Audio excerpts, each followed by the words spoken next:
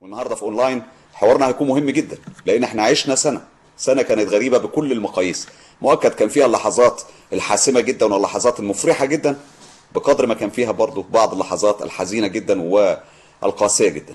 النهارده هنتناقش مع بعض ازاي نخرج من الازمه، وفي نفس الوقت هنعيش مع بعض لحظات مهمه اونلاين. هستناكم بعد التتر مباشره.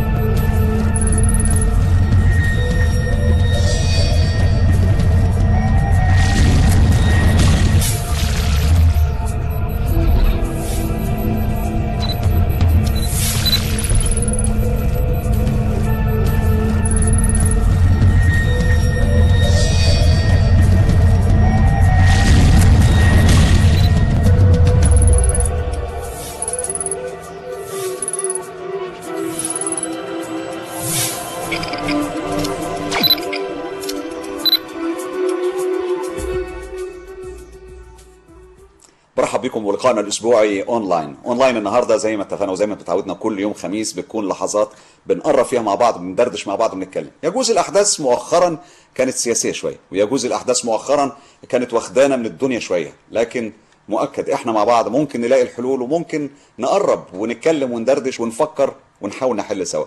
ده اللي هنحاول نعمله النهارده، وبطريقتنا المعتاده جدا من خلال الياهو ماسنجر، ومن خلال اللايف ماسنجر، وبرضه من خلال الجوجل بلس، وكمان من خلال الفيسبوك، واكيد تويتر مش هيفرقنا النهارده، بالاضافه للطرق الحديثه اللي احنا بدانا نتعامل بيها ابتداء من الاسبوع اللي فات.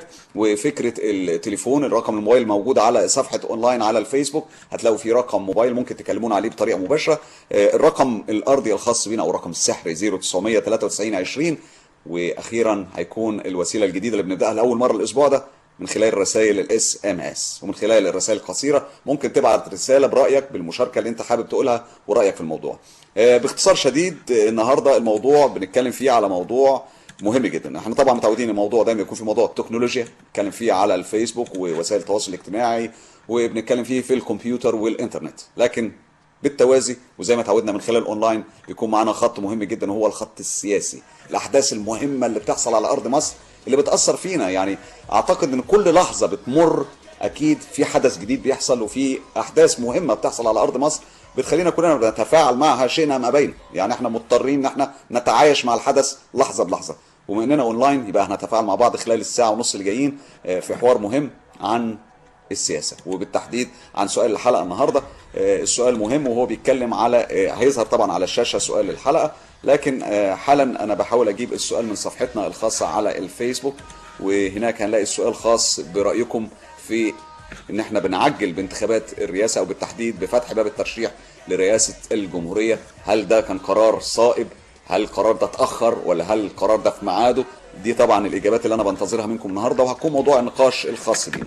الحقيقه قبل ما ابدا الحلقه على طول في مجموعه من الاسئله مهمه جدا بعض المشاهدين ومشاهدي اونلاين بعتينها، بيسالوا على تاجيل الدراسه. هل فعلا في تاجيل للدراسه ولا لا؟ الحقيقه لحد هذه اللحظه واحنا على الهواء مباشره من خلال اونلاين على شاشه اسكندريه مفيش تاجيل للدراسه اطلاقا، لكن لو وصلنا اي خبر في وقت الحلقه اكيد هبلغكم، وبتمنى ان اي حد من مديريه التربيه والتعليم يقدر يبلغنا لو في اي اخبار بخصوص هذا الموضوع. لكن اللي احنا عارفينه حتى هذه اللحظه ان الدراسه في ميعادها الطبيعي وزي ما اتحدد قبل كده، مفيش اي تاجيل. طيب احنا بسرعه على طول ونشوف معانا مجموعه من الرسائل. هيكون معانا النهارده طبعا في الاستوديو هيكون معايا الزميل هشام مغربي والزميله شيرين نجم، وهو طبعا من اسره الاعداد. بيستقبلوا رسائلكم على تويتر، بيستقبلوا رسائلكم برضو على اللايف ماسنجر، وبنحاول كلنا مع بعض ان احنا نجاوب على كل الاسئله وندردش مع بعض ونشوف احنا رايحين فين. السؤال اللي اصبح تقليدي جدا مؤخرا اللي تقريبا كل المصريين بيتكلموا فيه، مصر رايحه فين؟ تعالوا نشوف مع بعض اول دردشه معانا النهارده واول سيشن بيبدا معانا الحوار بالنسبه لسؤال تاجيل الدراسه زي ما جاوبنا عليه. وبرضو عندنا مجموعه ثانيه من الاسئله. حد بيسال على فكره العصيان المدني، وهو بعد شرح يعني ايه عصيان مدني، وعلى فكره الشرح ده يكون موجود على صفحه فيسبوك الخاصه بينا، صفحه اونلاين. طبعا احنا مع ولا ضد دي مش حاجه ترجع لنا، احنا زي ما اتفقنا في البرنامج احنا محايدين تماما، ملناش علاقه بالموضوع ده. قرار مسؤول عنه كل شخص وكل مواطن على ارض مصر، هو اختياره وهو حر في اختياره، ومفيش حد هيجبره انه يبقى يمين او شمال او يختار ده او يختار ده. كل واحد بيحكم ضميره وبيشوف ضميره بيقول له ايه والصح ايه ويعمل. دلوقتي طبعا بنرجع للرسائل او الاتصالات اللي بتجيلنا من خلال الياهو. طبعا هيكون معانا مجموعه كبيره النهارده من الاتصالات زي ما احنا متوقعين كل اسبوع. معانا حسين عنان. مساء الخير يا حسين، برحب بيك اول اتصال معايا النهارده. السلام عليكم. السلام ورحمه الله وبركاته. ازيك يا حسين؟ تمام والحمد لله. ايه اخبارك النهارده؟ ايه الاخبار في اونلاين؟ شايف الحياه ماشيه ازاي؟ تمام والحمد لله. انت عامل ايه؟ الحمد لله، ربنا يبارك فيك. الله يكرمك. سؤال الحلقه النهارده كان سؤال طبعا مصيري ومصر كلها بتتكلم عنه. هل بتعتبر فتح باب الترشيح للانتخابات الرئاسيه في 10 مارس المقبل خطوه ايجابيه يا حسين، ولا شايف ان الموضوع من وجهه نظرك ليه؟ خطوه ايجابيه. يعني وضع ايجابيه. هي خطوه ايجابيه وشايف انها في ميعادها. اكيد. طيب حسين، برضو يعني من الاسئله اللي دايما بنتكلم فيها من خلال الفيسبوك، وبيكون عندنا طبعا حلول لكل المشاكل اللي ممكن بتقابل كتير من المشاهدين في موضوع الكمبيوتر وموضوع الانترنت. عندك اي استفسار يخص الفيسبوك او الانترنت عموما؟ لا والله، بس انا كنت عاوز بس اتكلم الايام اللي احنا داخلين عليها وخاصه يوم 11. اتفضل. الناس اللي طالعه بتقول عصيان مدني وخاصه جماعه 6 ابريل المفتي النهارده طلع قرار ومنع التظاهر دوت، وقال حرام شرعا اصلا هذا. ده قال التظاهر مقبول من الجميع، اما بالنسبه للعصيان فهو حرام شرعا. جميل. يعني الناس اللي عصيان مدني ده يعني البلد اصلا مش مستحمل اي حاجه. واحد يطلع يقول لك عصيان ومش عصيان ازاي؟ يعني مش عارف، مش فاهم الناس دي عاوزه ايه من البلد الصراحه والله. طيب وجهه نظرك واضحه جدا يا حسين، بشكرك عليها وبشكرك على الاتصال. وعلى فكره ده هيكون من المواضيع اللي بنطرحها النهارده وبنتكلم فيها بكل صراحه. في ناس شايفه ان هو ده المطلوب، وفي ناس شايفه بتقول ان ده مش مطلوب. طبعا الاختيار في النهايه كل واحد بيحكم ضميره وقدام ربنا سبحانه وتعالى وشوف الصح ايه. احنا المفروض يوم 11 دوت المفروض ده يوم فرحه للشعب المصري كله. طبعا هو يوم فرحه يعني اكيد. مبارك ده اللي ظلم وتجبر على الشعب 30 سنه، يعني المفروض واحد يفرح باليوم دوت، مش نطلع نقول عصيان وصبيان الكلام ده كله. يعني انا من وجهه نظري ان هو ما ينفعش. طبعا يا حسين كلامك. بقول لك حتى العصيان، حتى لو المدارس يوم الحد يقول لك المفروض الطلبه ما تروحش المدارس، يعني نقعد في البيت. يعني انا طالب اقعد في البيت، انا ما اتحركش من بيتنا يعني. طيب وجهه نظرك واضحه جدا يا حسين، بشكرك. وبندي فرصه لحد تاني برضه يتصل بينا النهارده. حسين رايه ان هو ما فيش داعي، لكن هل في اراء تانية؟ احنا بنستقبل كل الاراء وبننشرها على الهواء مباشره من خلال اونلاين. برحب بيك اسلام على التليفون الارضي 0993 20. برحب بيك يا اسلام. عامل ايه يا حسين؟ الحمد لله، اهلا بيك. ايه اخبارك الاسبوع ده؟ بقدم اعتذار لان انا الاسبوع اللي فات الحاله اللي طلعت اتكلمت بيها كانت صعبه، لان الموقف كان صعب عليا وعلى كل مصر. فانا بقدم اعتذار على الهوا لو انا اسأت لاي حد. لا بالعكس، او غلطت في اي حد او اسلوبي ما كانش كويس. بالعكس خالص يا اسلام، كلامك كان واقعي جدا، واعتقد ان في كتير من المصريين بيتفقوا معاك فيه تماما. بس انا كنت حاسس ان انا كنت مندفع شويه، بس لا ما فيش اندفاع. احنا اتفقنا على حاجه اسلام، احنا في اتفاق ما بيننا وبينكم. فضل سنين بتتحكم فينا، وللاسف لما بنحاول نخلص منه بنلاقيه كأني حاجه دايره وبنرجع فيها. شيماء خليكي معانا. ايوه، كأن الدايره بتلف بينا ونرجع لنقطه الصفر تاني.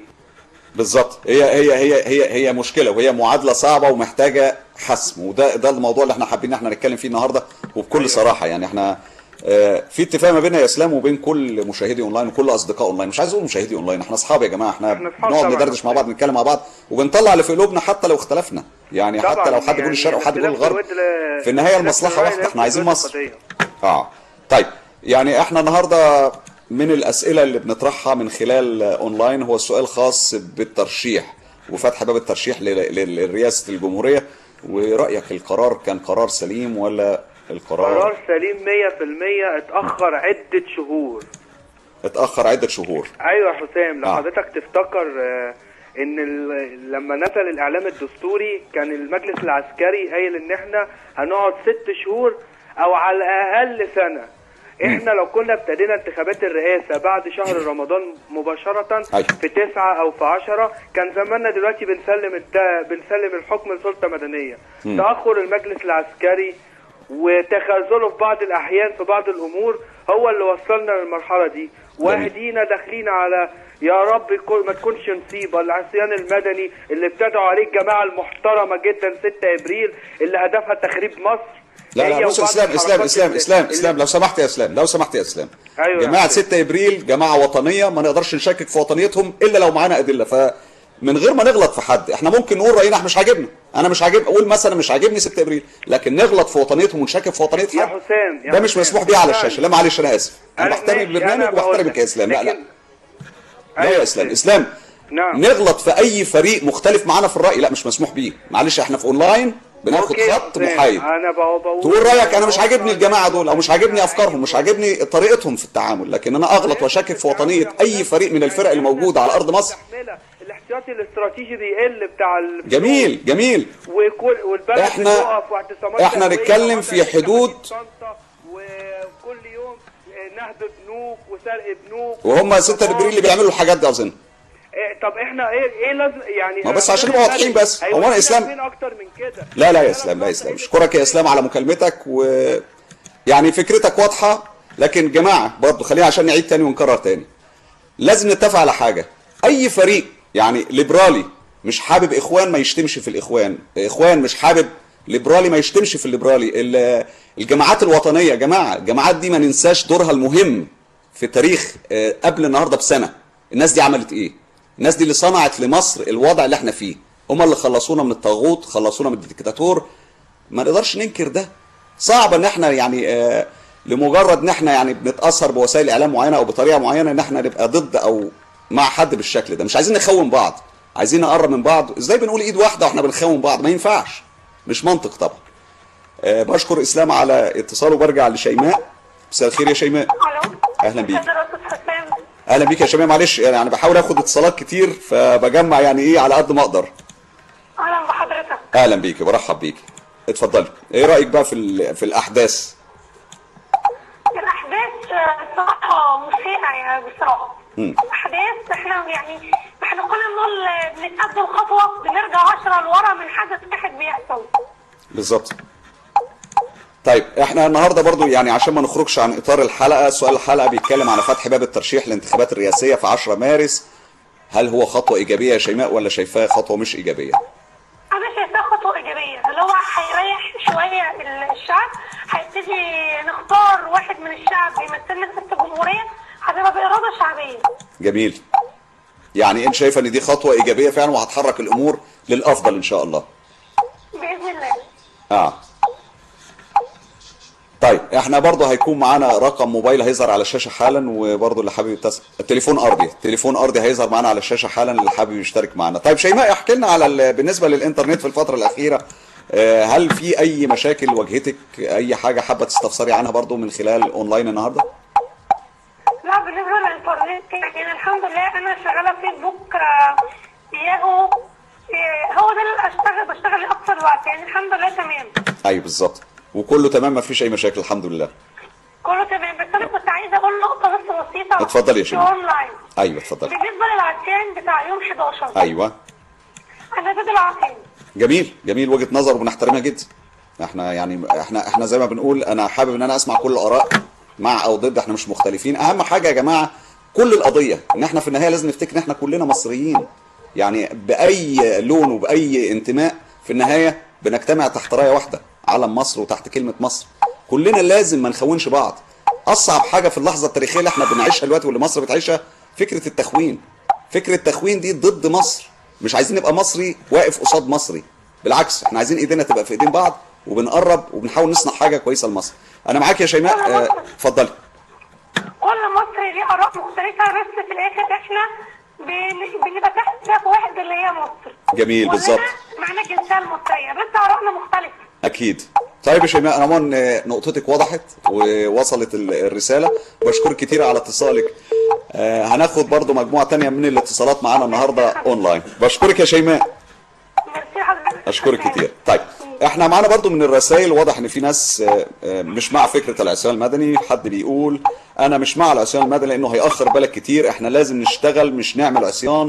ورأيه ان فتح باب الترشيح 10 مارس دي خطوه ايجابيه نحو صدق المجلس العسكري في تسليم السلطه ولا يسعى للسلطه ابدا. دي طبعا وجهه نظر لليدر اوف ماتريكس اسماعيل. ده الرساله جات لنا حالا على الياهو. ومعانا الاستاذ حسن، مهندس حسن. اهلا بيك. اهلا بيك يا مجدي. ازيك يا باشا؟ منورنا النهارده. عامل ايه؟ اهلا بحضرتك. انا مين؟ انا المهندس حسن اللي معاك على الفيسبوك.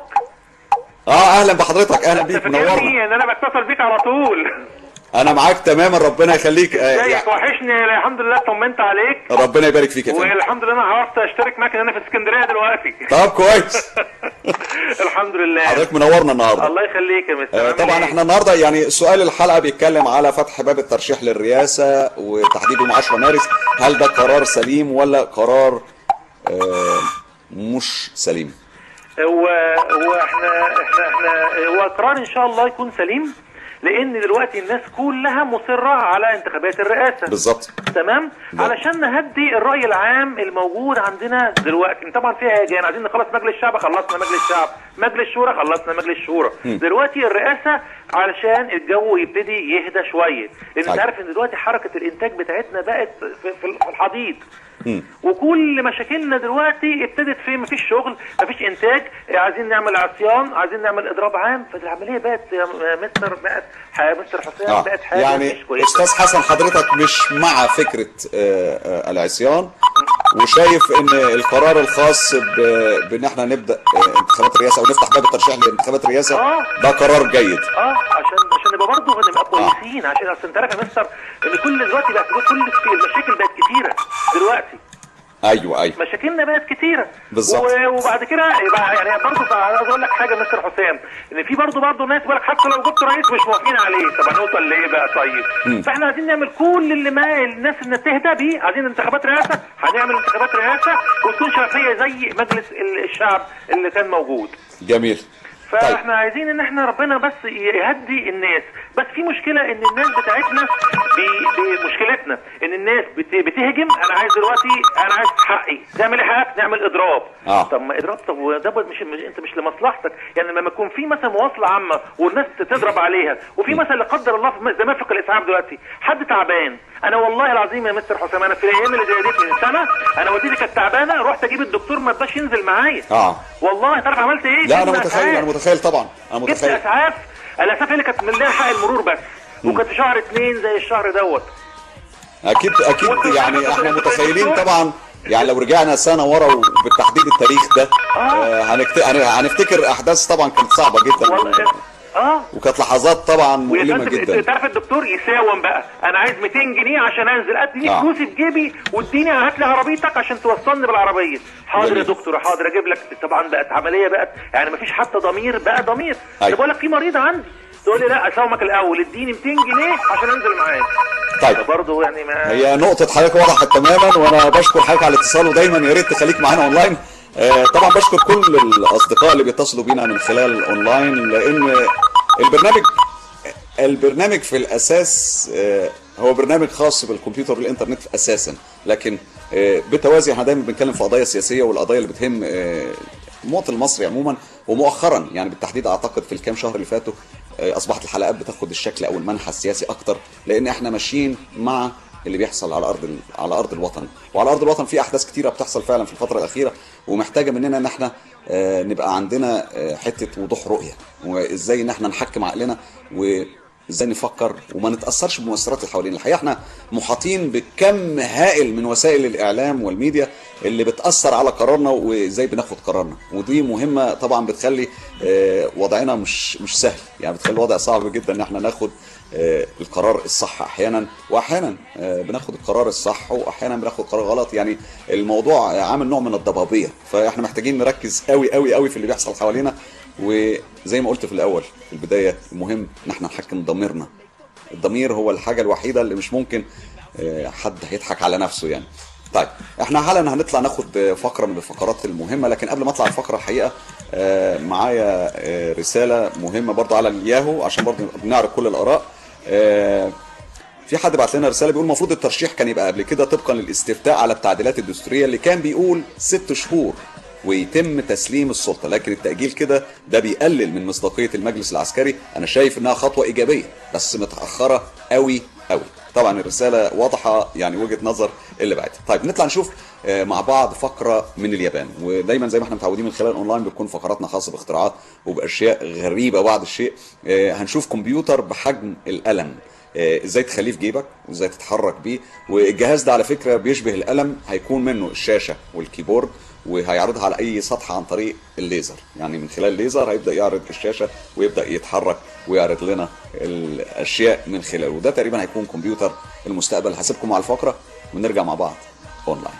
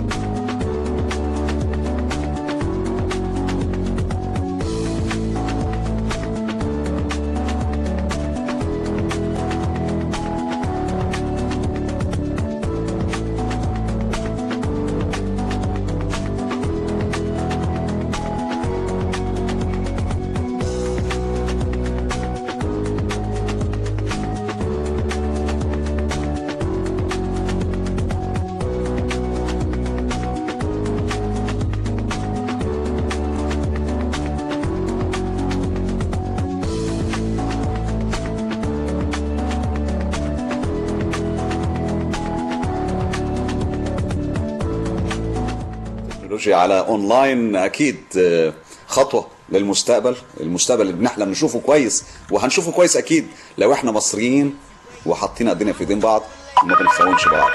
مؤلمه جدا فكره التخوين على فكره يا جماعه، ودي من المواضيع اللي ممكن نخصص عنها حلقات وحلقات. طيب انا معايا اتصال على التليفون الارضي 584-1483 من نجوى. برحب بيك يا نجوى.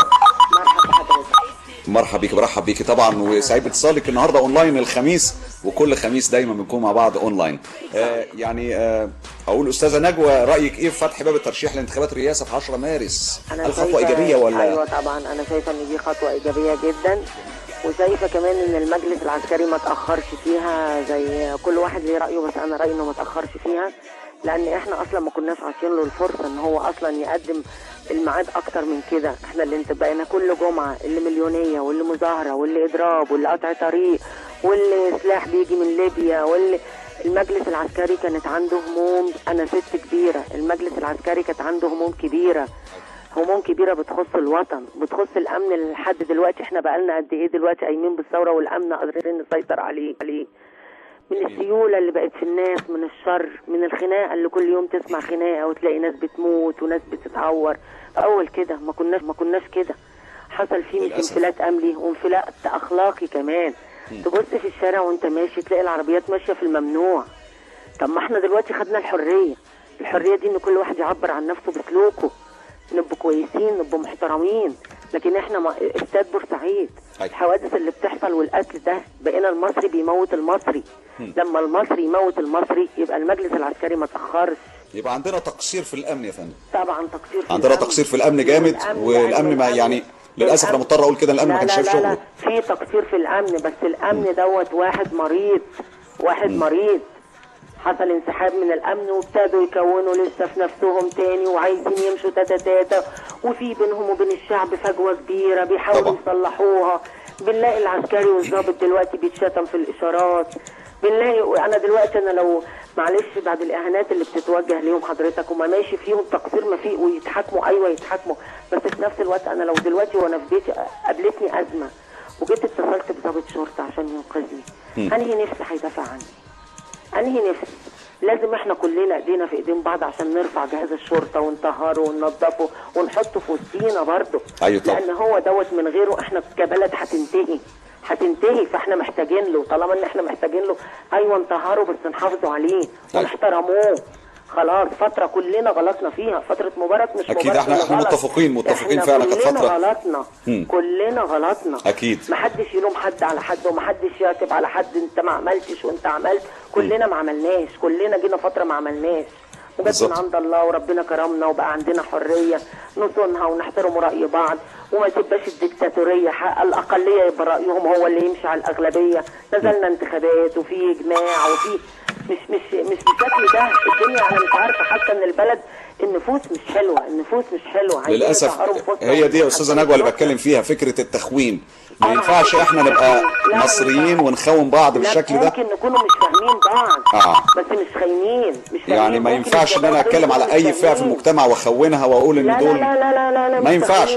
الناس دي يعني الناس دي صنعت المجد المصري وصنعت الحلم اللي المصريين كلهم كانوا بيحلموا بيه وما كانوش يتخيلوا انه ممكن يحصل في يوم من الايام. الثوره عملت الحلم المصري والجيش عمل الحلم المصري. الجيش احنا اتربينا من واحنا عيال صغيره. الجيش ده حاجه كبيره.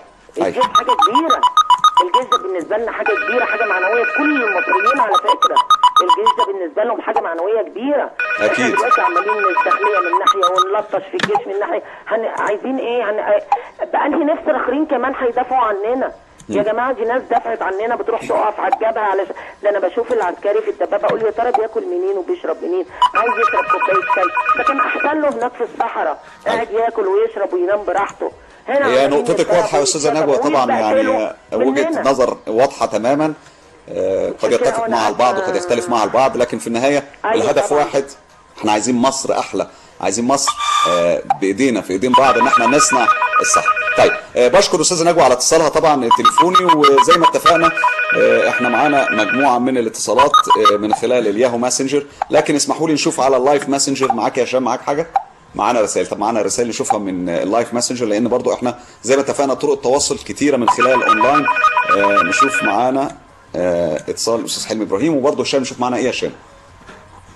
معانا طبعا رساله من الاستاذ حلمي ابراهيم بيقول السلام عليكم ورحمه الله وبركاته، على اسره برنامج جميل وعلى الساده المتابعين اجمعين، جمعكم الله جميعا في الخير. انا اضم صوتي للاخ الفاضل المتحدث من دقائق في عدم النزول او الموافقه على العصيان المدني. دي وجهه طبعا نظر الاستاذ حلمي ابراهيم اللي طبعا من اصدقاء البرنامج واللي بنسعد بيه جدا. لكن زي ما اتفقنا احنا النهارده ما بنبديش ارائنا الشخصيه من خلال اونلاين في اي اتجاه مع او ضد. احنا مجرد بنعرض الاراء، والمواطن من حقه ان هو يختار الاختيار اللي هو شايفه صح. طيب نشوف برضو معانا من رامي عبد النبي بيقول على موعد فتح الترشيح لانتخابات الرئاسه مناسب وخطوه لاستقرار الاوضاع في البلاد وخطوه تهدف الى الاسراع. مش عارف الاسراع بايه، بس اكيد الاسراع بالاستقرار، وده اللي كلنا بنبقى عايزين نشوفه في اقرب فرصه. طيب في حد بعت لي الاستاذ ابراهيم تقريبا بيقول لي حسام ما ينفعش ما تديش رايك. دي طبعا حاجه احنا متفقين عليها من بدايه البرنامج ده، ان احنا كاعلاميين مش من حقنا ان احنا نقول راينا ايه، لان احنا على الحياد. احنا بننقل الصوره بتاعه الاراء المختلفه، وفي النهايه المواطن هو اللي او المشاهد هو اللي بيكون عقيدته وبيختار هو عايز ايه، وشايف ضميره بيقول له ايه، ضميره بيقول له الصح فين وبيعمله. بشكر طبعا الاستاذ ابراهيم، واكيد برضو من الرسائل الجميله، وان شاء الله مصر هترجع احسن من الاول. بكل تاكيد مصر هترجع احسن من الاول بايد شبابها، الشباب اللي صنعوا اللي احنا يعني ما كناش نحلم انه هيحصل. حقيقه بوجه لهم كل التحيه لكل شاب ولكل شهيد مصري ضحى بروحه وبدمه عشان احنا نعرف نعيش بكرامه ونعيش في حياه فيها عداله اجتماعيه، وحياه فعلا يكون فيها نوع من التقدير والتقدير الادميه والانسانيه. اكيد دي حاجه ما كانتش سهله. معانا رساله برضو على الياهو ماسنجر طبعا الخلاف الناتج على الساحة السياسية، وحتما ذلك يكون بالتحول الفوري والسريع للتعجيل برئاسة الجمهورية لمنع أي أخطاء أخرى ولوقف نزيف الدم ومحاولة الإصلاح التي يترتب عليها باجتياز هذه الخطوة. نعمل على أمرين هامين: أولا مع منع نزيف الدم إذا تحتم الأمر مع النظر بأن يكون التطهير لجميع مؤسسات الدولة حقيقية وملموسة وواقعية وتنموية أيضا. يعني هو المطلوب فعلا زي ما الأستاذ أسامة سلامة بيقول، يعني يبقى فعلا في تطهير حقيقي لمؤسسات الدولة، مش مجرد تطهير شكلي.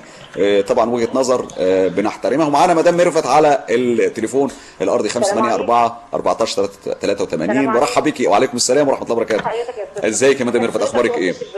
برحب بيك وسعيد طبعا باتصالك من خلال الأونلاين. الله يخليك. أنا عايزة أتكلم في 3 نقط سريعا. يعني عايزه اقول بالنسبه للانتخاب رئيس الجمهوريه ضروري وحتميا في الوقت الحالي طبعا لكل من يسعى للاستقرار. وتهيألي ده من لو عملنا استفتاء على جميع المكالمات والناس اللي داخله معاك على النت هنبص نلاقي لا الاغلبيه العظمى عايزه انتخاب رئيس الجمهوريه لاننا كلنا بنسعى للاستقرار. 2 بقول للفضائيات والناس اللي بتاخد ملايين: كفاكم اتقوا ربنا في مصر، بتبيعوا مصر برخيص جدا وهتعرفوا الكلام ده بعدين. كفاكم الفلوس اللي بتاخدوها كفايه، خدتوا خنتوا مصر كتير. نمرة 3 عايزه اقول الاعلام الحكومي المحترم. عايزه اقول لحضرتك يا استاذ حسام ما ينفعش نطبطب. يعني الاعلام الحكومي انا شايفاه اعلام محترم بس ايديه مرتعشه، بيطبطب زياده عن اللزوم. بيطبطب على مين يا فندم؟ اما يبقى وكيلكس مدام ميرفت بس عشان بس يبقى الامور واضحه، بيطبطب على مين؟ بيطبطب على اي حد خايف من اي حد، من الثوار ومن المجلس العسكري ومن الناس اللي على الفيسبوك كله. يعني لما اجي ابص الاقي ويكليكس والاقي امبارح قضاه التحقيقات قالوا في خونه وقالوا في جمعيات وقالوا في ناس واخده مليار و200 مليون جنيه، وانا بقول لا ما فيش، لا في خونه، في ناس بتحفر في مصر، وان شاء الله الجمعه هتعدي والسبت هيعدي، لان مصر دي بعون الله مش باي حد، لا بالثوار ولا بيا ولا بحضرتك، بعون الله، لان عندنا ثقه كبيره ربنا سبحانه وتعالى هيحمي البلد دي. اخر حاجه عندنا هم الفخ بتاع يوم الفخ ده هم اللي هيقعوا فيه، لان هم غلبوا في الشعب المصري، ما قدروش يعملوا فيه زي ما عملوا في ليبيا ولا عملوا في سوريا ولا في السودان ولا في الدول المحيطه بينا. فانا بقول ان شاء الله كل ايامنا هتعدي وهيبقى انتخاب رئيس جمهوريه والدستور هيتحط والبلد هتعدي دي. بس لازم الناس كلها تفهم اللي بتتكلم، اللي بيقولوا عايزين تصحيح وعايزين، يا جماعه دي مرحله انتقاليه. كويس ان البلد ماشيه، كويس بتفتح الميه بتنزل لك ميه، بتلاقي غاز، بتلاقي كهرباء، بلدنا ماشيه، الانتخابات تمت على خير. ده كل ده عمله المجلس العسكري. فانا بقول نفهم بمصر يا جماعه، كفايانا خيانه وكفايانا ان احنا عشان الفلوس بنقطع في بلدنا. طيب استاذه ميرفت نقطتك وضحت تماما، واعتقد الرساله كده وصلت. اعتقد ان طبعا كل مشاهدينا السلام عليكم. وعليكم السلام ورحمه الله وبركاته. اتعرف بيك يا فندم. اهلا بحضرتك. ابراهيم الغريم يا فندم. اهلا بيك يا استاذ ابراهيم، برحب بيك، سعيد باتصالك، منورنا النهارده. ازي حضرتك؟ اهلا بحضرتك، منورنا. ربنا يبارك فيك يا فندم، ربنا يحفظك يا رب. احنا عشان الوقت بس بنحاول ناخد يعني اكبر كم من المكالمات. حابب اسمع وجهه نظرك في سؤال الحلقه النهارده، او الفوت بتاعنا، فوت اونلاين اللي احنا بنعمله كل اسبوع. الفوت النهارده طبعا خاص بالرئاسه وانتخابات الرئاسه. انت ايه رايك في هل هي خطوه ايجابيه فعلا 10 مارس؟ والله ان شاء الله نقول خطوه ايجابيه. احنا عايزين البلد تبقى احسن طبعا، وان شاء الله تكون ايجابيه ويكون فيها خير وتكون بلدنا بقى تستقر.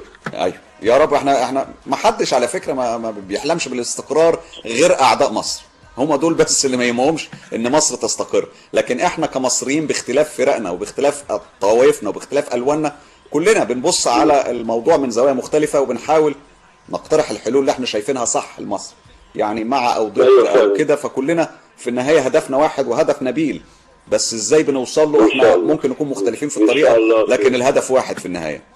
اتفضل حضرتك. كان في كلمتين اقولهم ولا ما ينفعش؟ لا تقول حضرتك طبعا، يا ريت نسمع منك يا ريت. انا جايب النهارده حاجه اسمها اللهو الخفي.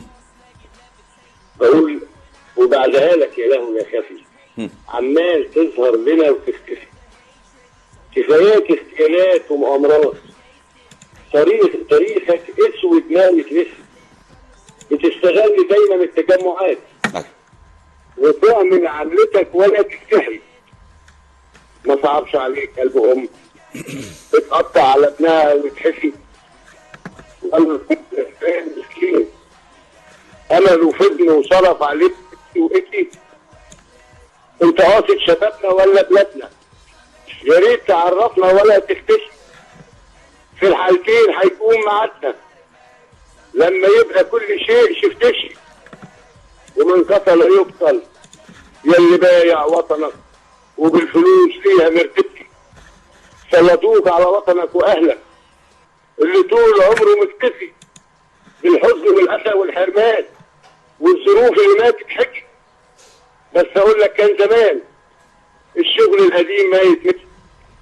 الصغير قبل الكبير فاهم حركاتك الحالة منتشي.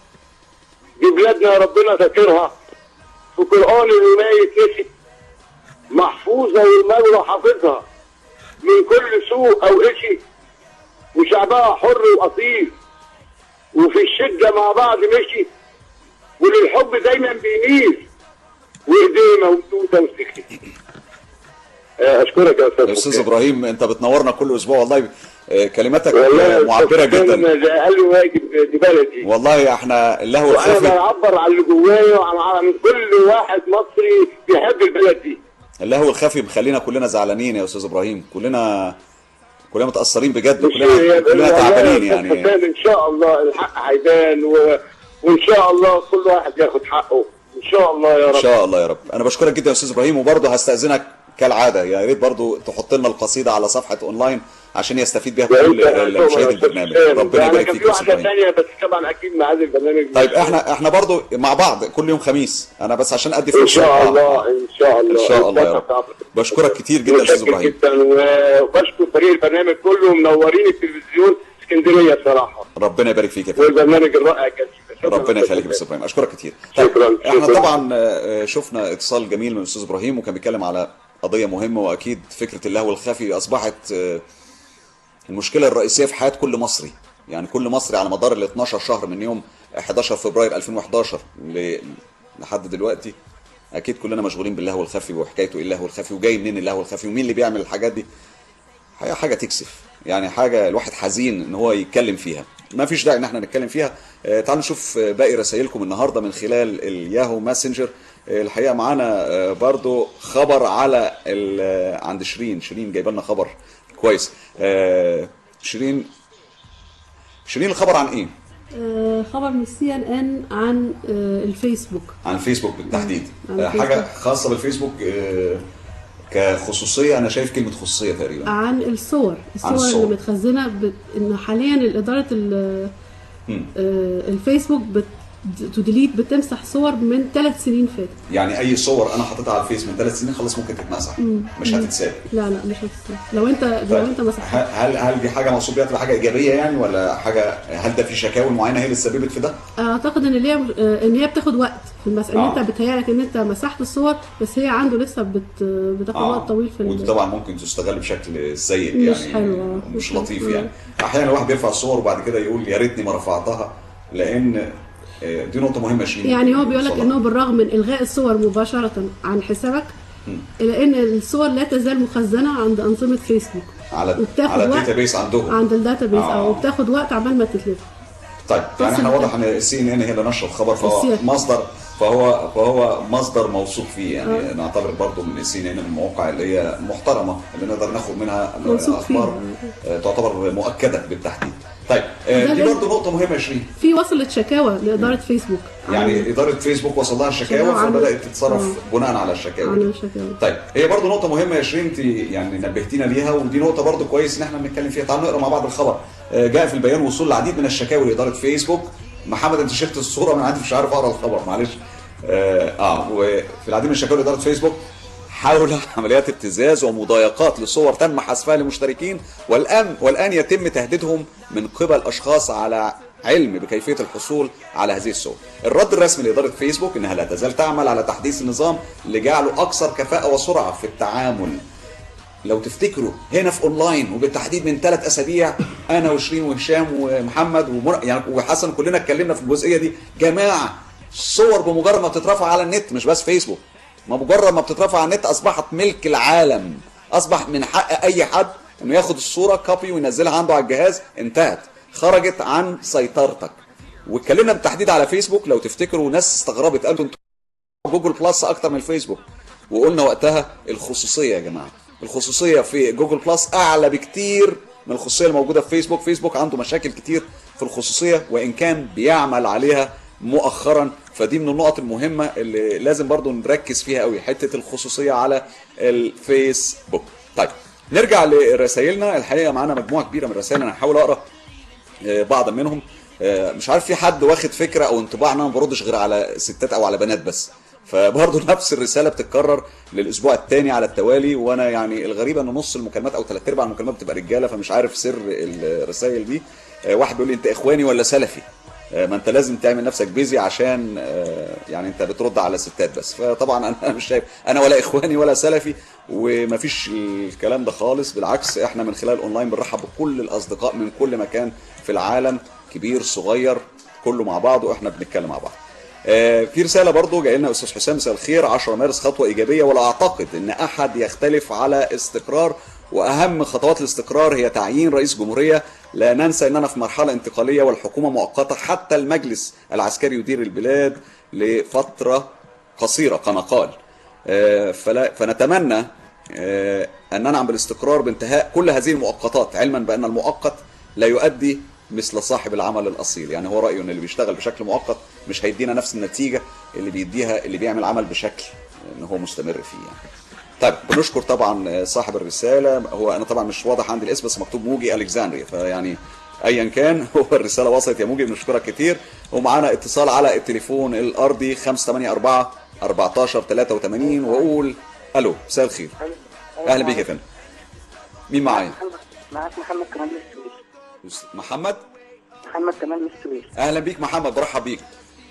حضرتك انا دلوقتي مصمم فيديوهات، تمام؟ انا سامعك، اتفضل. مصمم فيديوهات على الفوتوشوب وفيديوهات وصور وكده، وعايز اعرضها على النت ومش عارف يعني. عامل فيديوهات وعايز تعرضها على اليوتيوب؟ عامل فيديوهات كتيرة جدا عن البلد. حجم الفيديو قد ايه؟ ايه؟ حجم الفيديو، حجم الملف الفيديو حجمه قد ايه؟ يعني مثلا 2 جيجا ونص. 2 جيجا ونص. طيب المدة الزمنية بتاعته قد ايه؟ يعني في 7 جيجا، في 6. لا مدته الزمنية يعني المادة المعروضة 10 دقائق، 15 دقيقة، نص ساعة. طبعا. يعني مدتها قد ايه؟ يعني اقل ملف فيهم مدته قد ايه؟ يعني 4 دقائق 5 دقائق. 4 دقائق 5 دقائق. طب 4 دقائق 5 دقائق مفيش اي مشاكل انك ترفعه على اليوتيوب، مش هتلاقي اي مشاكل، لان اليوتيوب السياسة بتاعته في البدايات يعني بمجرد ما بتفتح حساب معاهم بيسمح لك انك ترفع ملفات حجمها في حدود 2 جيجا بايت و10 دقائق، يعني ما تزيدش عن 10 دقائق المده بتاعت الملف اللي بترفعه. حضرتك اتفضل. حضرتك انت كنت قايل قبل كده على البرنامج اللي عنده موهبه مثلا يقول لي انت عايز تبعتها لنا احنا على اونلاين؟ انا حضرتك انا معايا عندي الموهبه ديت بصمم جميل جدا. يعني طيب بصمم حاجات حلوه جدا. هنعمل حاجه لطيفه، ايه رايك لما نتفق انك تشرفنا في تلفزيون وتجيب معاك ديفيديهايه واحنا ناخدها ونعرضها بالنيابه عنك على ماشي ماشي حضرتك. مش كده يبقى اسرع انك ترفعها على اليوتيوب وبعدين نرجع ننزلها؟ ما انا حضرتك انا ما اتعاملتش مع النت ابدا. طيب هي برضو ده اقتراح الاول. الاقتراح الثاني اللي انا هقترح عليك الحقيقه محمد ربيع لسه بيقول لي طب ايه رايك لما نحول الملف بدل ما يبقى AVI بيبقى حجم الملف يبقى كبير قوي، ممكن تعمله MPEG، والام بي جي بيتحول يعني هتبقى عدد الميجات هتبقى قليله جدا وهيبقى رفعه سهل جدا على الانترنت برضه. ما انا حضرتك زي ما انا بقول لك ما اتعاملش مع النت خالص. طيب جايب USB مودم اتصالات. لا صعب انك ترفع حاجه، وخصوصا اللي هي الUSB دي بتبقى فيها يعني استهلاك كبير جدا للفلوس وهي مضيعه للوقت بصراحه. بنتكلم بصراحه. طيب احنا انا حضرتك عايز اكشف موهبتي ديت للناس، انا عندي موهبه. طيب انا هطلب منك حاجه يا احمد، انا هطلب منك اولا ان احنا نتفق انك هتشرفنا في التلفزيون في اي وقت. هتجيب ظرف وتحط فيه الاسطوانه DVD اللي عليها الاعمال بتاعتك، وهتكتب عليها بس اسره برنامج اونلاين في اي وقت، مش هديك ميعاد محدد، في اي وقت تعدي على الامن عندنا، بوابه الامن على بوابه التلفزيون، وتسيب لهم بس الظرف وهم هيوصلوه لنا. انا بشكرك كتير طبعا على موهبتك، واكيد هنعرضها من خلال اونلاين في الحلقات اللي جايه. بس انا حضرتك انا في السويس. هما؟ انا في السويس. انت في السويس؟ طيب احنا كده يبقى احنا كده ناخد الحل الثاني بقى الافضل، ان احنا نضغط الملفات ونصغر حجمها. في برنامج موجود على الانترنت، برنامج مجاني تماما ببلاش، اسمه فورمات فاكتوري. فورمات فاكتوري ده موجود، لو تخش على الجوجل وتكتب فورمات فاكتوري هتلاقي البرنامج حجمه حوالي 40 ميجا. انا عارف انه صعب بالنسبه لك، انت بتقول ما بتتعاملش مع النت، لكن ممكن اي حد من اصحابك ينزله، وبمجرد ما بتدخل ملف فيه بتحوله الام بي جي. اكيد الرساله هتوصلك من خلال الشاشه. بتحوله الملف الام بي جي، بيبقى حجمه صغير، بيبقى سهل جدا رفعه، وممكن حد من زمايلك يرفعه. لو حابب تبعته من خلال البريد احنا برضه هنكون سعداء ان احنا نستقبله من خلال البريد. طيب نشوف مع بعض فقره من الفقرات الخاصه باونلاين، وهتكون خاصه بشلال النار، فقره اسمها شلال النار، لكن ايه موضوعها ده اللي هتشوفوه حالا من خلال اونلاين. في انتظار.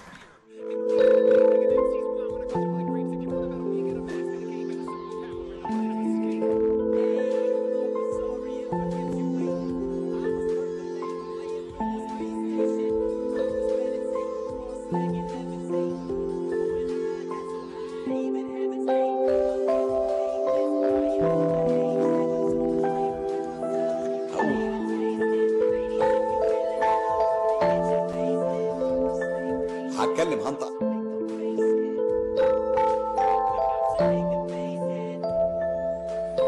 طبعا احنا شايفين دلوقتي واحد من عجائب الطبيعه في كاليفورنيا، بالتحديد في الولايات المتحده الامريكيه.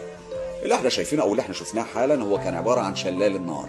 طبعا هو مش شلال حقيقي، ومش ممكن نشوف المنظر نادر ده الا في اسبوعين في نهايه شهر فبراير. الكلام ده بيحصل مع انعكاس ضوء الشمس على شلال مياه عادي، لكن في زاويه محدده، بيدينا المنظر المبهر ده. وده طبعا من الحاجات اللي ربنا سبحانه وتعالى انعم بيها على البشر بالشكل ده. فعلا حاجات بتخلينا نفكر في قدرة ربنا سبحانه وتعالى، وفي عظمة يعني قدرته، وازاي انه بيصنع حاجات غريبة. هسيبكم ملاحظات مهمة من خلال اونلاين.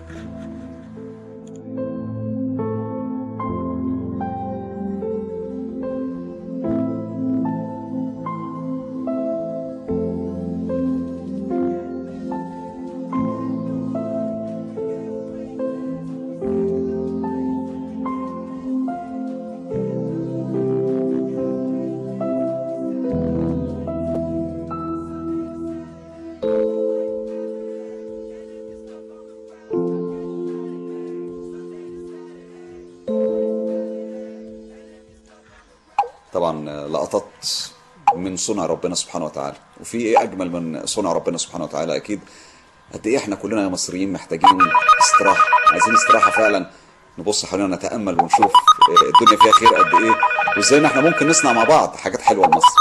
طيب نشوف مع بعض الرسائل اللي معانا. الحقيقه معانا برضو اتصالات. معانا شوف سيمو اسماعيل. مساء الخير يا اسماعيل. الو، ازيك يا اسماعيل؟ ايه الرساله الغريبه اللي انت بعتها دي؟ مش معبرني النهارده، انا مش معبرك يا اسماعيل. لا معلش، انا بصراحه لو اقول لك انا جاي لي اتصالات كتير جدا، انا كنت قافل الصوت بس عشان اعرف اتكلم مع الناس. النهارده ايه اخبارك يا اسماعيل؟ انت شايف الفيسبوك والخصوصيه، ايه اخبارك معاهم؟ شايف؟ ها معلش بس سؤال تاني معلش. انت شايف الفيسبوك الخصوصيه؟ يعني كانت شيرين جابت لنا خبر دلوقتي عن الخصوصيه من خلال الفيسبوك، وان في مشاكل في الخصوصيه، رايك فيها ايه؟ نعم. طيب يا اسماعيل، واضح ان عندك مشكله في الصوت، معلش انا هضطر اخد اتصال تاني. نشوف معانا برضو مجموعه من الاتصالات اللي معانا. نشوف الرساله اللي معانا حالا. طبعا نعم، فتح باب الترشيح جاء متاخرا جدا، وده سبب هذه الظروف السيئه. مساء الخير، اهلا بيك يا فندم. وعليكم السلام ورحمه الله وبركاته. اتفضل يا فندم. السلام عليكم. مين معايا؟ معاك مؤمن حضرتك. اهلا بيك يا مؤمن، برحب بيك، منورنا النهارده على شاشه اسكندريه. اهلا بيك، اتفضل. طب نورك يا باشا، حبيت بس اشارك معاكم بس كده اتفضل نسمع رايك. طبعا طبعا الحال اللي بيحصل اليومين دول في البلد طبعا مش عاجبني ولا عاجب اي حد طبعا. بس انا عايز اقولها بس كلمتين بس. احنا لو بنحب البلد ديت كنا نشيلها في عينينا، لكن لو بنحب البلد ما كانش اللي بيحصل فيها ده يحصل فيها. اكيد اكيد المصريين كلهم هيتفقوا على الكلام ده. اما بالنسبه لموضوع شهر مارس و10 مارس، انا مش شايف المجلس العسكري بياخد اي خطوه ايجابيه لاي حاجه. وجهه نظر. المفروض ناخد خطوه ايجابيه اكتر من كده. يعني يعملوا ايه طيب؟ كتير عايزه تغير. طيب قول لي، يعني انت في تصورك ايه اللي ممكن يعملوه؟ احنا احنا المفروض يبقى عندنا كل حاجه ثابته. عندنا يعني مثلا لما نقول كمان نبقى دي كلمتنا، يعني ما نقولش احنا هنعمل كذا وهنعمل كذا ولا نعمل ولا بنسوي. ايوه. طيب يعني انت شايف ان الخطوه جايه متاخره، الخطوه مش جايه في ميعادها يعني. جايه متاخره. وجايه بناء على ضغط. عن ضغط. يعني هو الضغط اللي سبب ان احنا بدانا نتحرك في الاتجاه ده، يعني لو ما كانش في ضغط ما كناش خدنا الخطوه دي. ولا كان هيعملوا اي حاجه. وجهه نظر برضو انا في نقطه برضو حابب اضيفها. اتفضل. حابب برضو اقولها لشباب مصر يعني. اتفضل. يوم 11 يوم 11 اللي احنا مش عايزين نروح في مصر، احنا عايزين نرجع الشغل ونشتغل. ايوه. عايزين نحيي مصر من جديد. اكيد. مصر هي اللي بنت الاهرامات، قدر هي تبني مصر من جديد بشبابها. اكيد. نقطتك واضحه تماما وبشكرك على اتصالك. وجهه نظر طبعا مختلفه عن اللي سمعناه في بعض المكالمات النهارده، لكن زي ما اتفقنا احنا النهارده بنسمع بعض وبندردش مع بعض وبنحاول نوصل للصح. عايزين نخرج من الازمه. بشكرك كتير جدا على اتصالك وبتمنى تكون معانا اونلاين كل يوم خميس. بشكرك كتير. اتفضل. ان شاء الله معاك على طول ان شاء الله. طيب معانا اتصال. وعليكم السلام ورحمه الله وبركاته. معانا اتصال على التليفون الارضي واقول الو. مساء الخير. الو مساء النور. اهلا بيك يا فندم. اهلا. معاك كريم. بسم الله يا باشا. كريم ازيك يا كريم؟ الحمد لله تمام. منورنا النهارده. بنورك والله. يعني انا طبعا اهم حاجه بتفرحني ان بتجي لنا مكالمات، وواضح ان الفئه العمريه الناس اللي بتكلمنا معظمهم من الشباب. والشباب هم اللي صنعوا الحلم. المصريين قعدوا 30 سنه، مش عايز اقول 60 سنه، قعدوا 30 سنه متخيلين ان الكابوس ده مش ممكن ينزاح، لكن هم اللي صنعوا ده ونزاح. والمشكله ان احنا عندنا في جابه، يعني عندنا الشباب لهم كتالوج زي ما بيقولوا، او بطريقه الشباب لهم كتالوج في التفكير الناس التانية مش فاهماه، الناس مش مستوعبه الناس بتفكر ازاي. اسمع بقى تعليقك. هو انا شايف ان اول حاجه عايز اتكلم فيها مثلا ان اللي بيحصل دلوقتي هو هدم اللي احنا حققناه. جميل. يعني دي حاجه.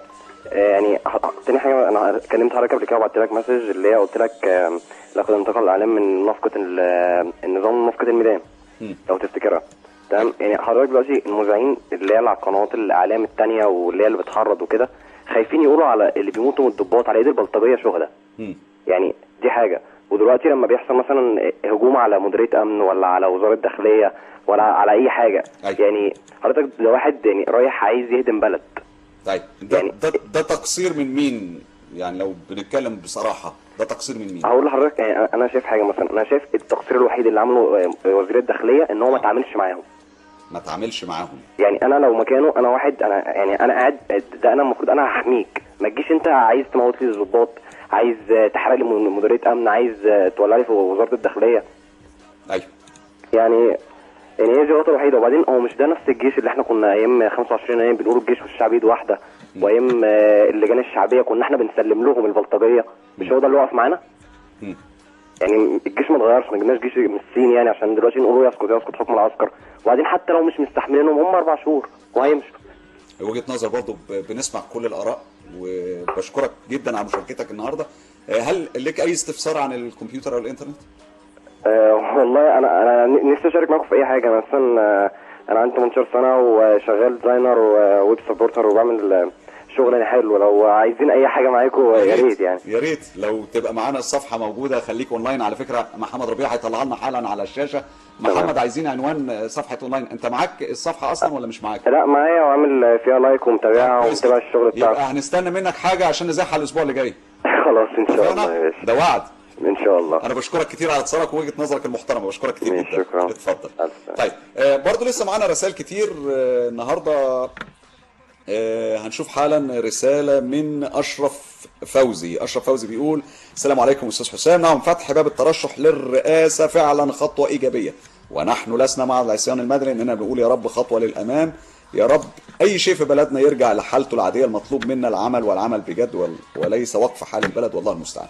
طبعا دي وجهة نظر من أشرف فوزي، برحب بيه، وطبعا بكل الآراء والأفكار احنا ما فيش رأي بنحجر عليه، بالعكس احنا بناخد كل آراء وبنتفق او بنختلف. دي قضية ملهاش علاقة باللي بيتذاع او اللي احنا بنتكلم فيه حالا على الهواء مباشرة. الحقيقة معايا مجموعة كبيرة جدا من الاتصالات، هحاول ان انا استقبل حد على الياهو ماسنجر، بس ارجع لهشام. هشام معاك حاجة على اللايف ماسنجر هنشوفها حالا. من خلال اللايف ماسنجر جالنا اتصال، رسالة من مين؟ هل هناك ضرورة ملحة للعصيان المدني؟ أرى وبالله التوفيق أن هذا الأمر ذكر كثيرا من العلماء واشترك معهم في الرأي أنه ليس من الضروري، وخصوصا أنه سيدمر باقي المخزون الاستراتيجي والاحتياطي الاقتصادي، وهذا من لا يرغب عاقل لتدميره. طب السؤال، ما العمل على تثبيت أهداف ومكتسبات الثورة؟ يبقى العمل على تقوية الاستمرار للثورة وجعل الثورة واستمرارها هي القوة الهادفة للحيلولة لدفع أعضاء مجلس الشعب لتكون درعا للثورة والسيف. طبعا دي كانت وجهة نظر بنعرضها النهاردة من خلال اللايف ماسنجر. قد نتفق وقد نختلف زي ما احنا اتفقنا، لكن في النهاية القرار بيكون قرار المشاهد او قرار صديق البرنامج هو اللي بيحدد. طيب معانا الحقيقة اتصالات على الياهو ماسنجر. استاذ حلمي ابراهيم. استاذ حلمي مساء الخير. استاذ حلمي. السلام عليكم. السلام ورحمة الله وبركاته، منورنا النهارده يا فندم. الله يحفظ حضرتك يا فندم. ربنا يبارك فيك. اهلا بحضرتك، منورنا. اتفضل يا فندم. ربنا يبارك في حضرتك. ربنا يبارك فيك يا رب. الله يكرمك. اتفضل. احنا طبعا السؤال بتاعنا النهارده سؤال واضح خاص بالاستفتاء، ويعني انت شايف الاستفتاء كان خطوة ايجابية فعلا ولا ما كانش خطوة ايجابية قوي؟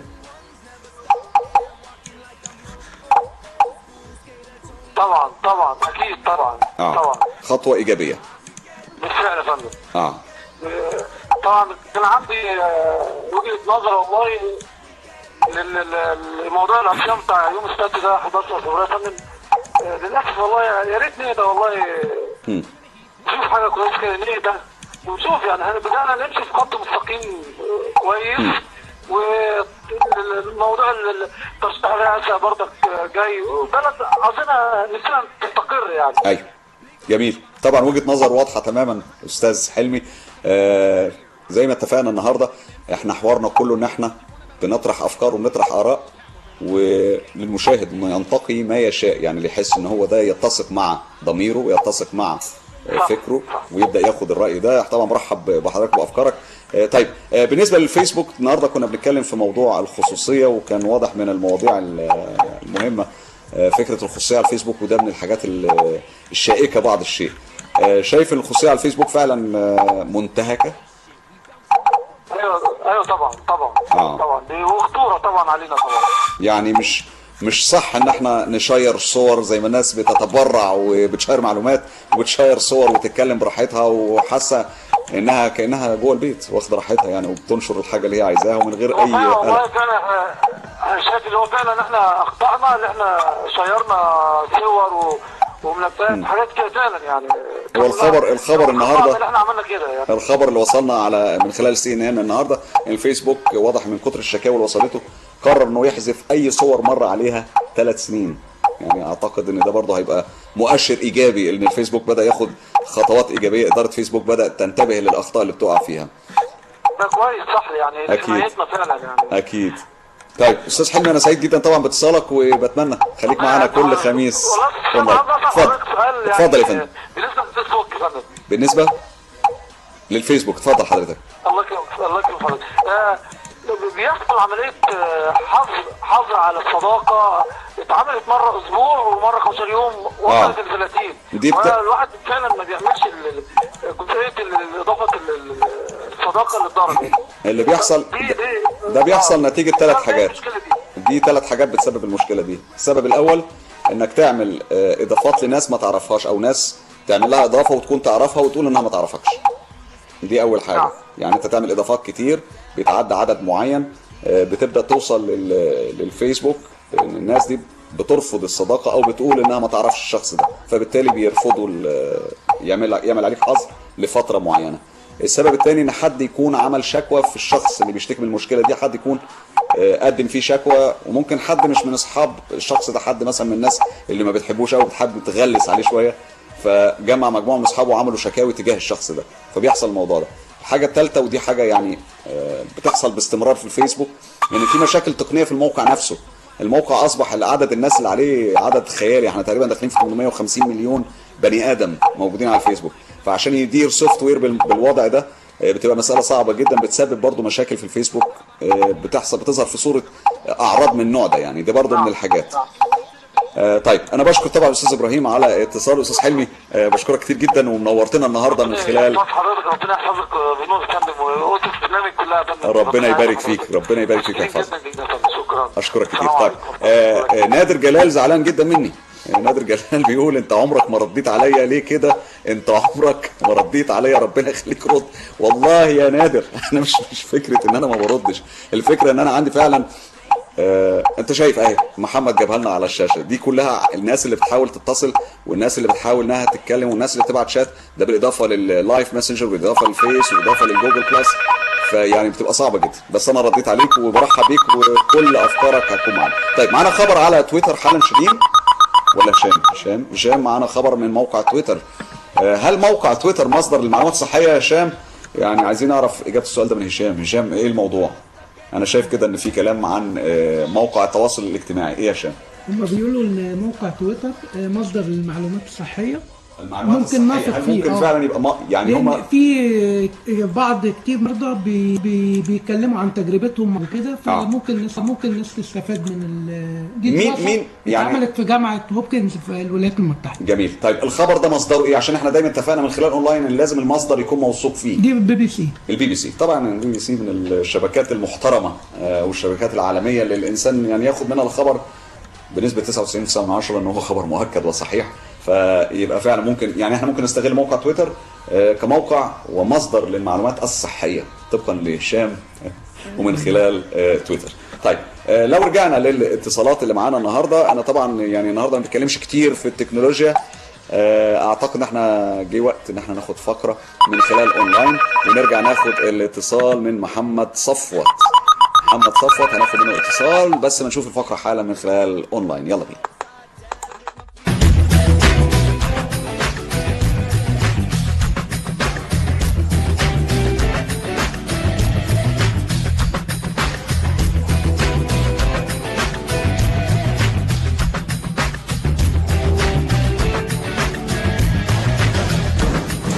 القطر ده طبعا فكرته جديده وما اعتقدش انها خطرت على بال حد قبل كده، لانها موفره للوقت بشكل كبير جدا بالاضافه انها موفره للجهد.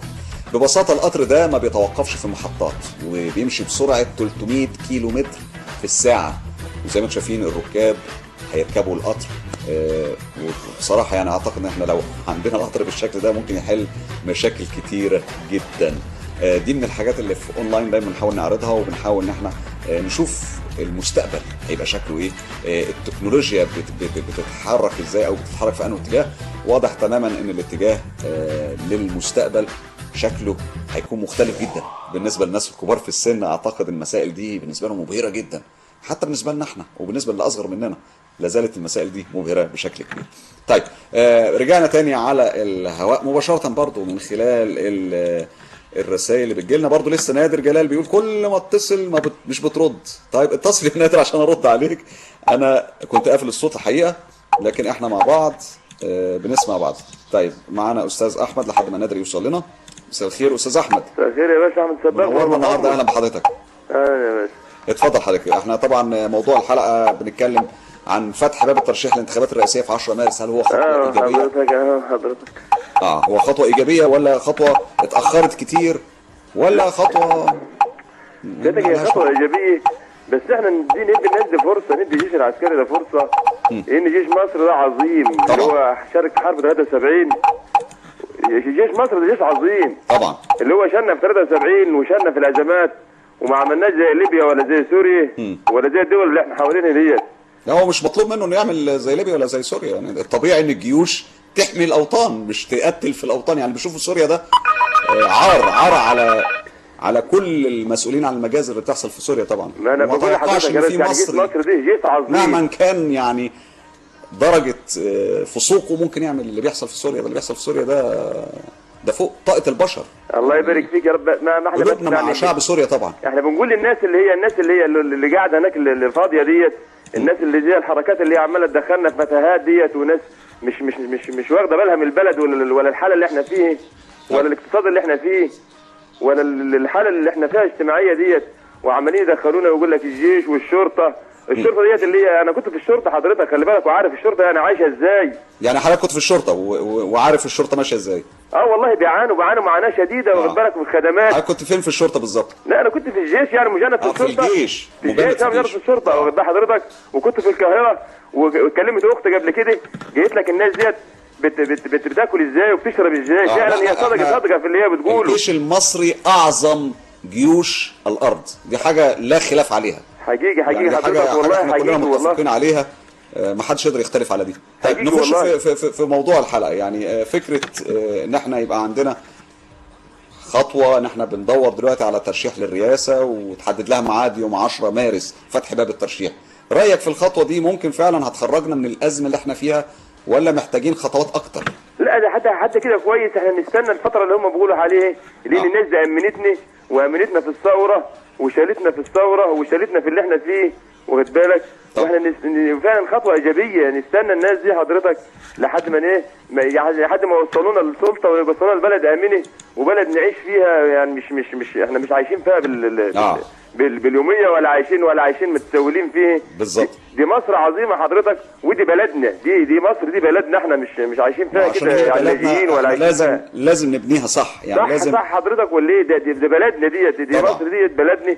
وانا بنحترم الست اللي كانت بتتكلم من شويه كده، اللي هي جيت لك الناس دي يعني عايشين ازاي، وعايشين في البرد. احنا قاعدين دلوقتي في البيوت ومتغطيين، وقاعدين في الدفء، وهم قاعدين في، يعني الله اعلم بيه. مثلا بقول لك انا كنت خدمت في الشرطه وعارف يعني ايه اللي بيعاني ازاي. والله طبعا يعني الجنود دي بيعانوا ازاي. وعشان واحد واضحه تماما. وبشكرك على اتصالك، مكالمه جميله ومن الافكار برضو اللي بنطرحها النهارده. نرجع لنادر جلال. اهلا بيك يا نادر، مساء الخير. نادر سامعني؟ انا دلوقتي يعني انا استقبلت مكالمتك، انت اللي عندك مشكله في الصوت. نادر حضرتك والله ازيك يا نادر؟ معلش انا اسف والله، انا بجد بحاول يعني اخد كل المكالمات. اتفضل يا نادر. كنت بتابع البرنامج يعني والله من اكو الثاني، بس انا والله سالت يعني ضدك من ايميل جديد، بس انا كنت عايز بس ادي رايي في انتخابات الرئاسه. اتفضل طبعا، نسمع رايك. خطوه ايجابيه طبعا. ايوه. وكنت عايز اشكر حضرتك على البرنامج بس انا قلت رايي كده، بس كنت عايز اعرف حاجه. يعني ده مش وقت عصيان مدني، مش وقت عصيان مدني. البلد مش ناقصه، معلش يعني. ايوه طبعا وجهه نظرك واضحه يا نادر. طيب انت ايه رايك في موضوع، يعني هي خطوه ايجابيه فعلا ان احنا نبكر بالترشيح لانتخابات الرئاسه؟ شايف ان دي خطوه ايجابيه والمفروض تتعمل فعلا؟ طيب ايجابيه طبعا. ايجابيه. جميل جدا. طيب في حاجه تانية حابب تسال فيها عن الكمبيوتر، فيسبوك، جوجل بلس؟ احنا على فكره الاسبوع الجاي هنتكلم على النت لوج. ناس كتير كلمتنا عن النت لوج، وكنا مجهزين الحلقه الاسبوع اللي فات. بس حاجه عن اتفضل. الفيس، بس الفيس ما فيهوش اي خصوصيه، الصور بتتنشر عليه على طول في نفس الوقت، بتتاخد اي واحد يحطها. ما هي دي مشكله. واحنا قلنا بمجرد ما بتخرج من عندك على الجهاز وتدخل على النت خلاص بقت ملك الجميع.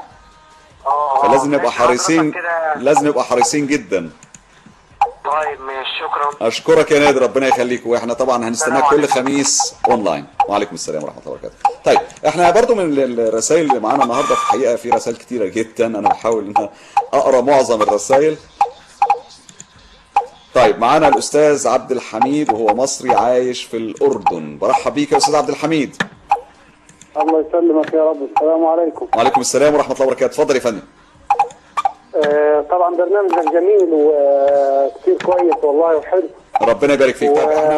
انا لسه متابع بس يا دوبك هلا حطيت على القناه واتفرجت على الايميلات اللي منزلها في الشباب اللي بنحكوا معاه. بصراحه هو برنامج كتير كويس. طيب حضرتك شايف ان خطوه ايجابيه ان احنا نبدا فتح باب الترشيح لانتخابات الرئاسه 10 مارس قبل الميعاد اللي كان محدد ليها قبل كده؟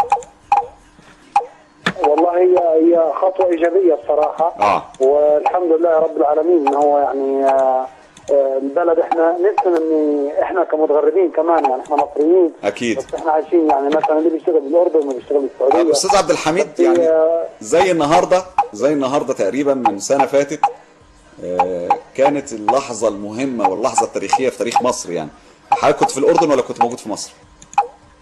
لا لا انا كنت جيت الاردن يمكن بقالي يوم واحد بس، لاني دخلت الاردن يوم 9. انا دخلت الاردن يوم 9/2. طب رد فعلك لما عرفت ان اخر فرعون مصري تم خلعه، يعني كان احساسك ايه؟ والله اقول لك سعاده لا توصف طبعا. يعني لو كان لي مجال ان ارجع ثاني على مصر واحتفل مع اهلي واصدقائي واحتفل مع الشعب المصري كله كنت روحت والله.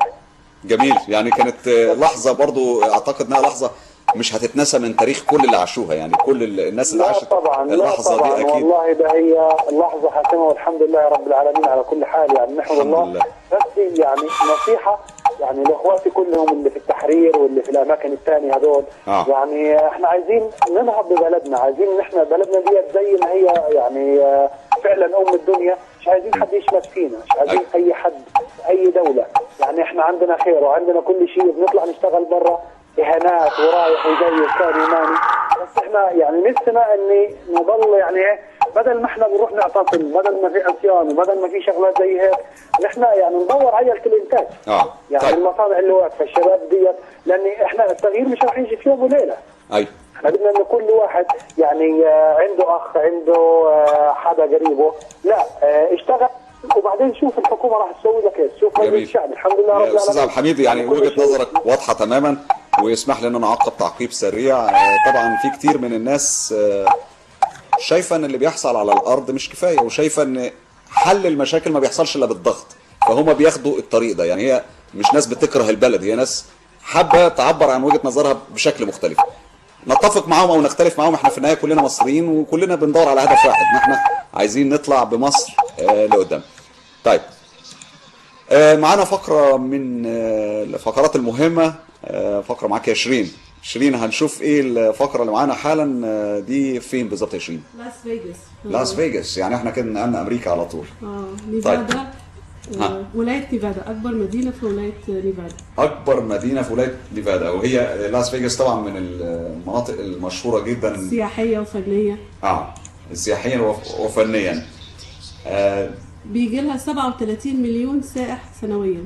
اللطيف ان اشهر لا استني شيرين، قولي تاني الرقم. 37 مليون سائح سنويا. انا سمعت الرقم ده صح؟ 37 مليون سائح سنويا. يعني ده احنا بنتكلم على نص تقريبا تعداد الشعب المصري تقريبا يعني.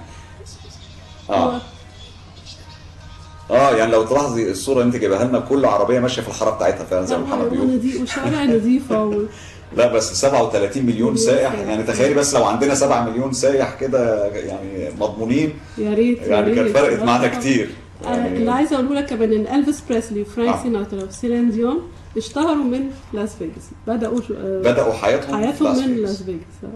يعني لاس فيجاس برضو من الاماكن اللي هي يعني لازم يبقى معاك فلوس كتير عشان. طيب اللقطات دي شيرين دي على اليوتيوب ولا دي من على الويب كام؟ لا ويب كام. يعني اللقطات دي متصوره من كاميرا حيه فعلا، وبتنقل لنا اللي بيحصل حالا في لاس فيجاس في امريكا. يعني احنا شايفينه ده حي وعلى الهواء مباشره، وده السبب ان الدنيا نهار عندهم، احنا الدنيا عندنا ليل. يعني اختلاف طبعا التوقيت هو اللي بيدينا الصوره دي، لكن دي صوره حيه بننقلها من خلال اونلاين النهارده. طيب احنا بالنسبه لنا طبعا دي كانت من الفقرات اللي متعودين عليها على الهواء مباشره، فقره الويب كام. طيب احنا وصلنا لنهايه الحلقات. انا اسف ان انا مش هقدر استقبل اكتر من كده مكالمات النهارده. هنشوف مع بعض النتيجه، لكن قبل ما نشوف النتيجه عرف تعودنا عليه كل اسبوع كل يوم خميس ان انا اقرا الرسائل اللي موجوده بالفعل على الشاشه قبل ما اختم. في سؤال من اسماعيل بيقول هو انا عملت جوجل بلس بس ممكن سؤال عملت اكونت عليه وفي مشاكل بتقابلني، يا ريت تبعت لنا المشكله على الصفحه الخاصه بالبرنامج على الفيسبوك، واكيد هنرد عليك من خلال صفحتنا الرسميه. كريم حسن بيقول السلام عليكم، يا ريت تتاجل الدراسه وانا بحب البرنامج جدا وبتابع كل يوم خميس وانا زعلان جدا الدراسه ما اتاجلتش. الدراسه حلوه يا اسماعيل، احنا عايزين نبني مصر بقى، عايزين نركز في الفتره اللي جايه ازاي هنبني مصر بشكل صحيح. طيب برضو عندنا من الرسائل الموجوده معاك حاجه يا هشام قبل ما نقفل؟ في رساله هتظهر معانا حالا على الشاشه، يا ريت نشوفها. فين هي؟ ايوه.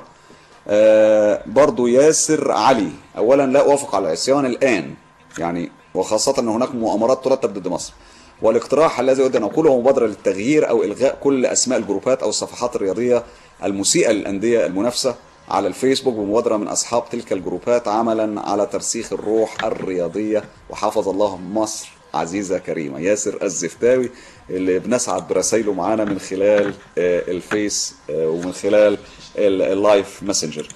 وصلنا دلوقتي اعتقد للحظه المهمه، وهي لحظه اعلان النتيجه. بالنسبه لمواعيد البرنامج، حد كان بعت رساله، البرنامج كل يوم خميس وبيبقى الساعه 12 الا الساعه 1 الا تلت، يعني 12 و40 دقيقه.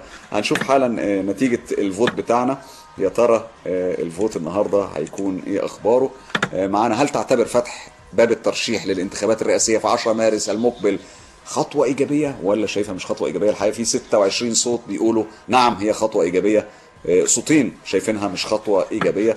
ودي طبعا النتائج بتعبر عن عدد من الناس اللي دخلوا على صفحة أونلاين وقالوا رأيهم. يعني اللي عايزين نقوله إن مش دي النتيجة اللي الشعب المصري كله أجمع عليه، لكن دي النتيجة شريحة من المجتمع دخلت على صفحة أونلاين وقالت رأيها، وده هو الرأي اللي احنا ظاهر لنا إن في 26 من أعضاء الصفحة او من الناس المشتركه في الصفحه شايفه ان ده يبقى رايها. من الاقتراحات الظريفه اللي اتقالت حالا كان هشام جابها لنا، كان خبر خاص بان احنا نتفق نعمل دعوه بالغاء الصفحات المسيئه للنوادي الرياضيه، ودي برضو اقتراح جميل جدا. الحقيقه برضو على صفحتنا على الفيسبوك معانا في اقتراح انا قريته النهارده، هحاول الحقه قبل ما نقفل، مش عارف هيبقى في وقت ولا لا، لكن واضح ان الوقت ضيق. لا خلاص. طيب احنا زي ما اتفقنا احنا من خلال اونلاين. معاك حاجه يا هشام؟ 20. طيب نسمع المسج جت على الاس ام اس من خلال الرسائل القصيره، وزي ما اتفقنا برضو الصفحه موجود عليها رقم الاس ام اس. الرساله من مين؟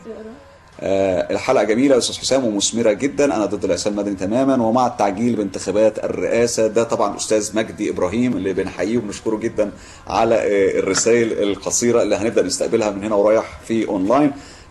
طبعا كده نكون وصلنا لنهايه حلقتنا النهارده من اونلاين. زي ما اتفقنا بنتقابل من خلال جوجل بلس، بنتقابل من خلال صفحتنا على الفيسبوك، من خلال ياهو او اللايف ماسنجر، ايا كان التلاقي. المهم ان احنا هدفنا واحد، ان احنا نقعد لحظات كويسه مع بعض مهما اختلفنا في الاراء، بعدنا او قربنا، في النهايه المصلحه واحده والهدف نبيل، الهدف اسمه مصر اللي كلنا بنحبها فعلا من قلبنا. بشكركم كتير وهستناكم الاسبوع اللي جاي وحلقه جديده اونلاين. الى اللقاء.